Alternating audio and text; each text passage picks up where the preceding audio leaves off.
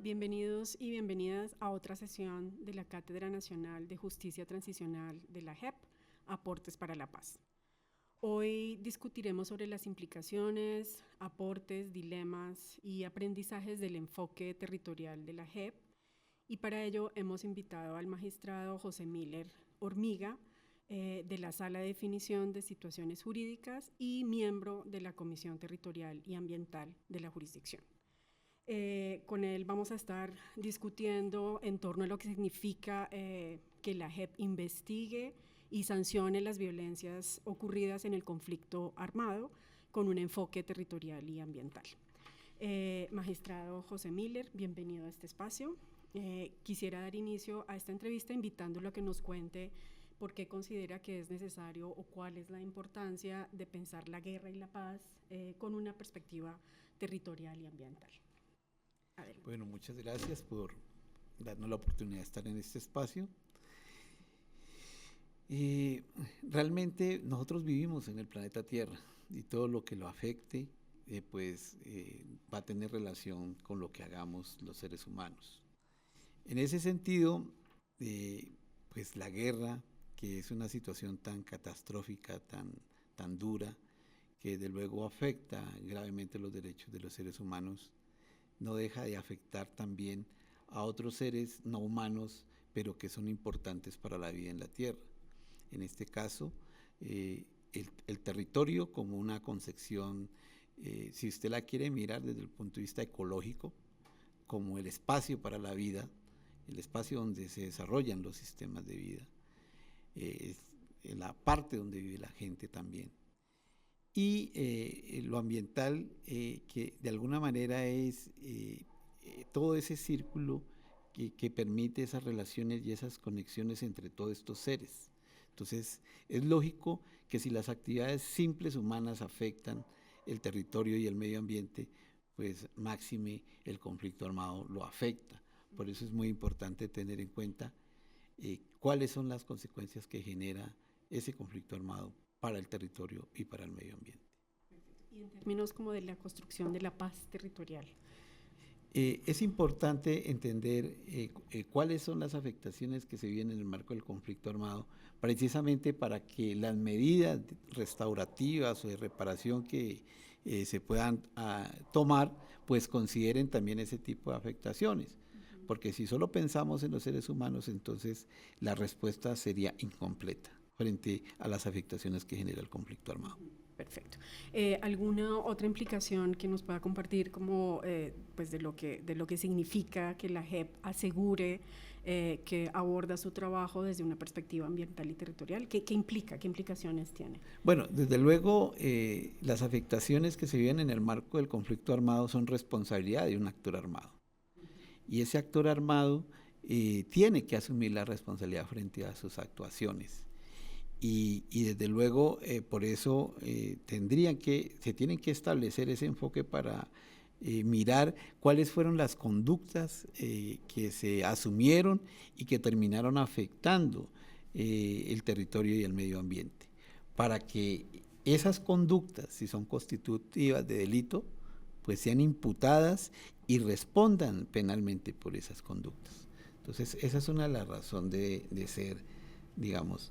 Es decir, que no solo se reconozcan los daños, sino que efectivamente esos daños tengan un responsable y esa responsabilidad implique que ellos respondan frente a esa conducta cometida.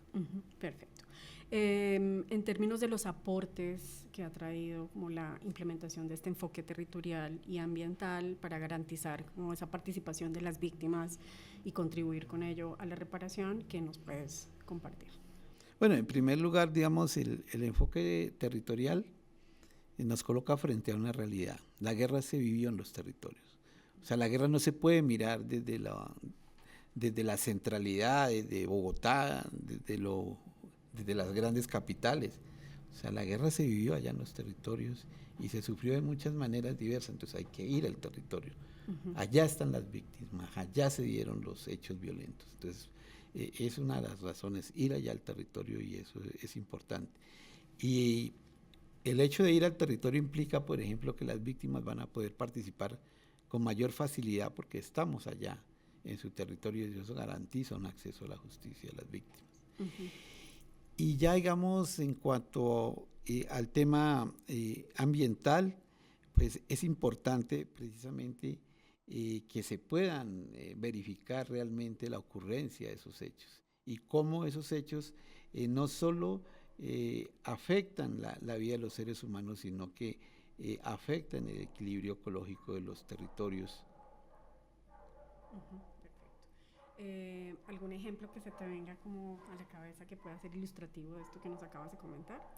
No, o sea, realmente pues los ejemplos que uno puede notar es como precisamente en los territorios, por ejemplo, acciones como lo que tiene que ver con la siembra de minas antipersonales, uh-huh, que limitan, por ejemplo, la movilidad en el territorio, que afectan, por ejemplo, actividades pecuarias o la misma agricultura.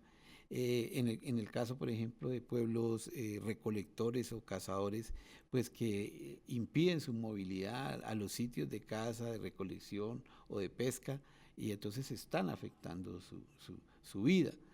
Y que de luego frente a ello, pues hay que adelantar acciones. Tal vez por eso, entre las medidas de acciones restaurativas, se implica, por ejemplo, programas que tienen que ver con la cultura en el manejo del riesgo de minas antipersonales y de objetos abandonados sin explotar, e incluso la posibilidad de que se puedan implementar a través de lo restaurativo programas para el desminado humanitario. Uh-huh. Muy bien. ¿Cuáles son esos dilemas o problemas o desafíos que ha enfrentado la JEP para garantizar la justicia y los aportes a la reparación en clave territorial y ambiental? Pues realmente, en primer lugar, el reconocimiento del problema, ¿no? Cuando a veces no se tiene como un referente esa afectación territorial y ambiental, pues a veces también no se tienen desde la institucionalidad respuestas efectivas para este tipo de situaciones. Yo creo que lo que ha hecho la G al tratar de mostrar al territorio como víctima, al tratar de mostrar cómo entidades no humanas también han sufrido esas afectaciones y se protege al territorio o se protege, por ejemplo, al río Cauca como una de las víctimas del conflicto armado. Entonces, con eso estamos generando unas nuevas formas de mirar el derecho y de asumir la respuesta que debemos tener, no solo como instituciones, sino también las personas concernidas en estas actuaciones. Uh-huh. Y en términos, por ejemplo, de la articulación con enfoques étnicos, ¿qué dilemas o qué desafíos ha planteado?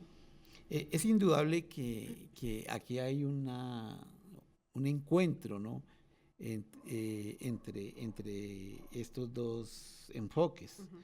O sea, y el encuentro principal que existe aquí es que efectivamente el sistema digamos, de la normatividad y de la justicia indígena sí contempla como sujetos de derecho a los seres no humanos. Por ejemplo, si nos vamos a la cultura muisca, uh-huh, en la cultura muisca se habla de la gente piedra, la gente animal, la gente vegetal y la gente humana. Uh-huh. Entonces todas son gente.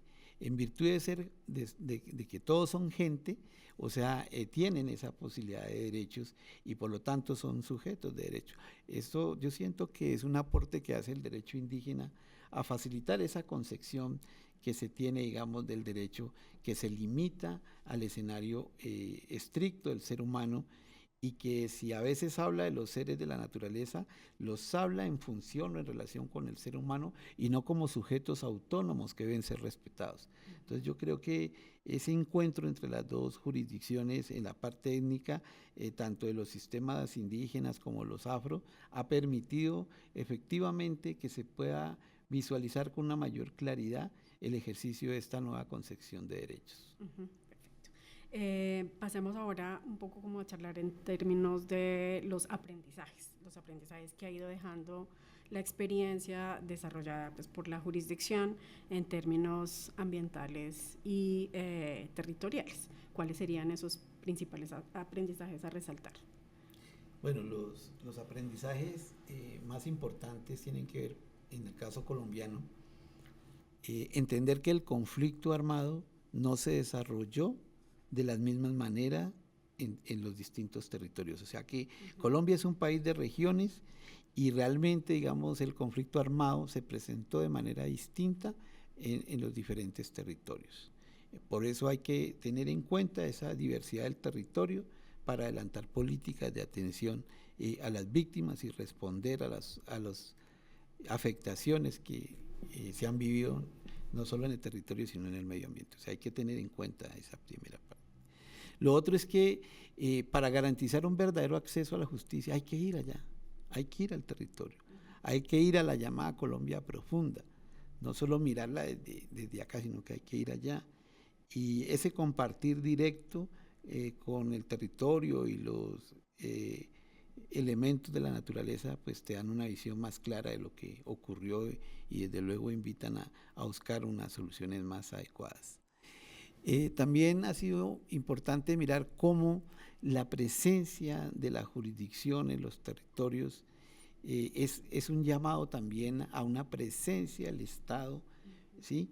En todos los lugares de Colombia, a fin de que esas voces que vienen desde el territorio, desde la región, puedan ser escuchados y de alguna manera esa escucha activa permita que surjan políticas públicas que atiendan a esas realidades territoriales y ambientales.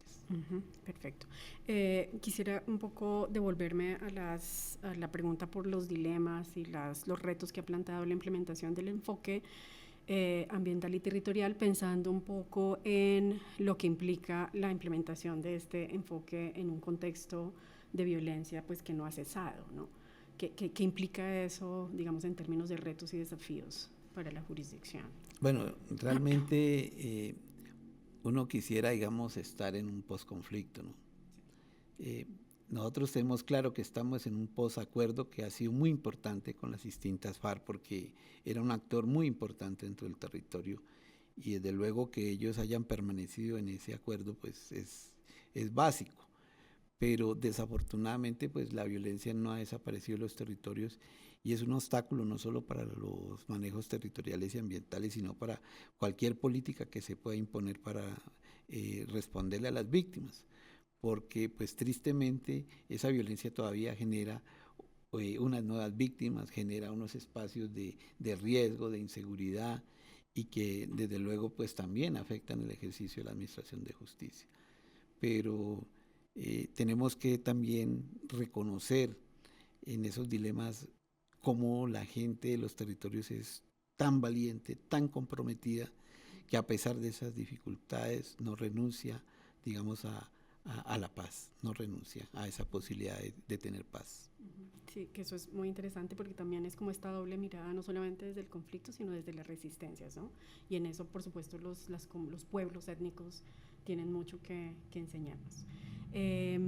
Pensando también nuevamente como en profundizar un poco como el asunto de la articulación institucional que se requiere para efectivamente como viabilizar la paz en los territorios. Eso, digamos, ¿en qué acciones concretas se traduce? Bueno, en primer lugar, pues nosotros teníamos que tratar de darle el ejemplo y de integrarnos como sistema, ¿no?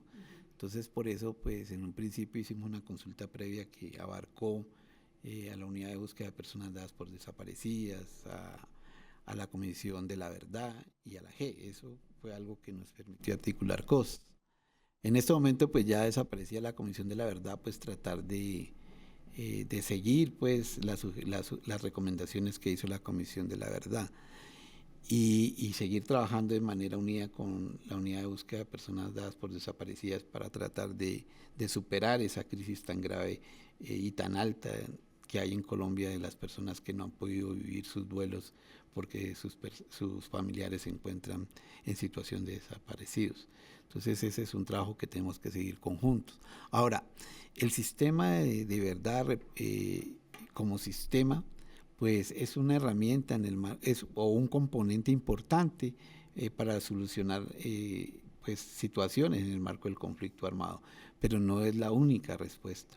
Y en ese sentido se requiere que haya una política integral del Estado, ¿cierto? De todas las instituciones del Estado, que acompañen esa herramienta jurídica, porque desde luego la realidad no se cambia con decisiones judiciales, la realidad se cambia con políticas claras y concretas que tiendan a cambiar estas realidades que el conflicto armado ha generado. De acuerdo. Para finalizar, no sé si quisieras compartirnos como algún ejemplo, no sé, por ejemplo, en el territorio del Pacífico colombiano, ahora se está avanzando en este proyecto de TOAR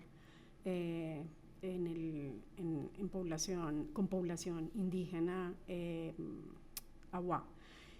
No sé si tienes como alguna reflexión que puedas contarnos al respecto, como este es un ejemplo, exacto, este es un tema interesante en la medida en que por lo menos digamos se pudieron concertar en el territorio y con las autoridades indígenas y en representación de las víctimas digamos acciones que pudieran de alguna manera incidir directamente en el territorio. Entonces, por decir algo, ellos tienen allá una casa de encuentro muy importante y precisamente unirse firmantes de la paz, miembros de la fuerza pública, víctimas y digamos de autoridades indígenas en pro de un propósito común, eso es algo pues inédito y que implicaba precisamente mejorar el camino de acceso a esta casa de la sabiduría, ¿cierto? Entonces yo creo que, no es solo el acceder a la casa de la sabiduría, es para qué se accede a la casa de la sabiduría, y es para empezar el proceso de sanación del territorio, de las víctimas humanas y lógicamente de las víctimas ambientales que se han generado en el marco del conflicto armado. Una experiencia también muy bonita que me correspondió personalmente, es una experiencia personal, fue hacer la notificación con pertinencia cultural de la decisión que acepta como víctima al río Cauca. O sea, yo he notificado personas, pero nunca había notificado un río. Entonces yo fui como miembro de la comisión étnica, en ese tiempo como coordinador de la Comisión Territorial y Ambiental, fui hasta la balsa Cauca a hacer la notificación al río Cauca. Y entonces fue muy interesante mirar cómo esa notificación al río, pues para ellos se miraba desde el punto de vista territorial y étnico y ambiental, y yo también lo pude llevar a la parte cultural, porque mi condición de indígena me lo permite. Para mí el río es un hermano, y lo pude notificar, y yo miré cómo ellos buscaban materializar esa notificación. Entonces extrajeron un poco de arena, un poco de agua y grabaron el rumor del río. O sea, yo creo que esos son antecedentes nunca vistos en la justicia colombiana y que nos muestran que siempre podemos aprender otras cosas. Perfecto. Magistrado, mil gracias por tu tiempo. Ustedes, muchas gracias.